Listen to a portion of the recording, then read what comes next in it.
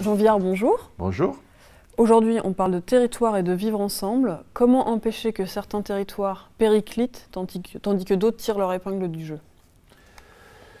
On vit une immense révolution des territoires, on va dire à cause d'Internet, à cause du fait qu'on est tous sur la toile, etc. Il faut se dire simplement qu'en 10 ans, on est rentré à 4 milliards sur Internet. Ça veut dire que c'est un événement historique comme il y en a très peu dans l'histoire humaine. Alors le résultat, c'est qu'on s'est dit on est tous sur la toile. Et puis après on s'est rendu compte qu'il y a ceux qui sont sur la toile et après ils sortent, ils boivent une bière une demi-heure après. Et puis il y a ceux qui arrivent la semaine d'après. Donc là où la ville rencontre Internet, ça accélère la création de richesses, l'innovation, le rapport entre les chercheurs, les intellos, les patrons, les syndicats, etc. Donc le monde va aller vers ça. Il y aura 200 gros moteurs. Il faut comprendre que le monde va comme ça. Au 19e, il y avait des mines de charbon et de fer. Nous, c'est des hubs métropolitains qui structurent le monde. La question, c'est comment ces hubs, on les organise de manière horizontale pour que les gens en sortent. C'est-à-dire que ce ne soit pas un silo, comme à longtemps était Bordeaux, par exemple. C'était un silo, on a bien vu, du coup, les Gilets jaunes, qu'est-ce qu'ils font? Ils sont allés casser Bordeaux. Quelque part, je ne dis pas qu'ils avaient raison, mais disons, je peux le comprendre.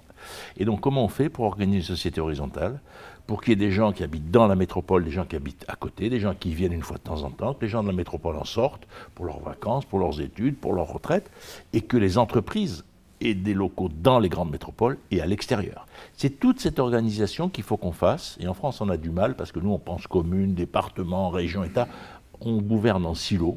Pour prendre juste un exemple, beaucoup de départements ruraux, il n'y a pas d'université. Pourquoi ils n'ont pas des cités universitaires construites dans les métropoles pour leurs jeunes?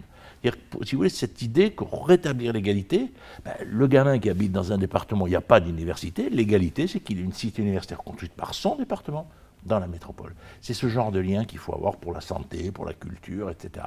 Et on est encore assez mauvais. Ce que je comprends dans votre propos, c'est quand même qu'il y a un besoin fort d'égalité au sein des territoires et pour les gens. Il y a un besoin fort d'égalité entre les gens.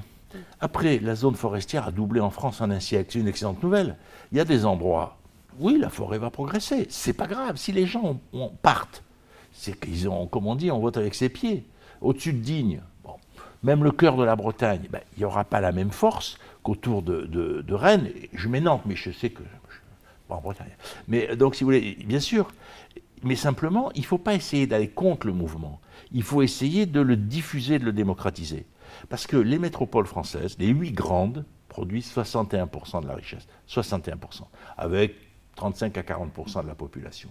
Donc ça veut dire qu'on a là des moteurs de création de richesse qui font tourner le reste du pays. Contrairement à ce qu'on dit, ce n'est pas les zones rurales qui financent les métropoles, c'est complètement l'inverse. Ce sont les métropoles qui accélèrent leur création de richesse.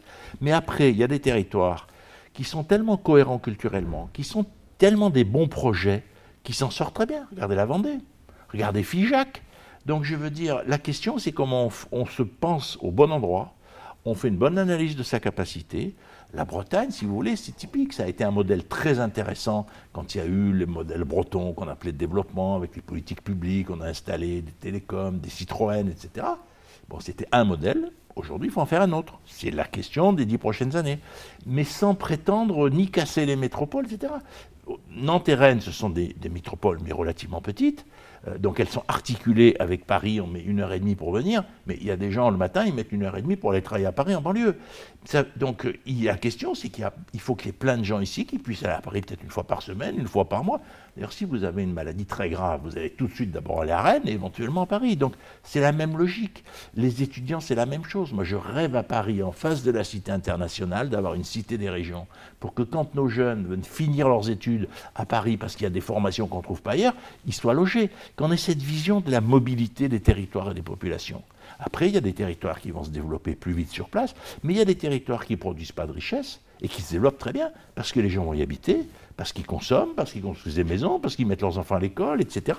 Ce qu'on appelle l'économie présentielle, elle est souvent très porteuse de développement, mais pour ça, il faut respecter l'esprit des lieux, il faut qu'il y ait de l'identité, il faut que ça soit beau. On détruit les territoires. On a fait 62 000 ronds-points. C'est absurde. Enfin, les Américains en ont fait 5 000. Les Allemands 10 000. Donc, ce qu'il y a autour de nos villes, on a créé souvent un non-lieu avec des ronds-points, des voies rapides, des ralentisseurs. On a construit 16 millions de maisons avec jardin. Certaines sont parfaites, mais il y a des endroits où on a complètement détruit. Où est l'esprit des lieux? Où est l'identité? Où est le territoire? C'est si les gens ne ressentent pas une appartenance par le territoire, ils vont vers les populismes.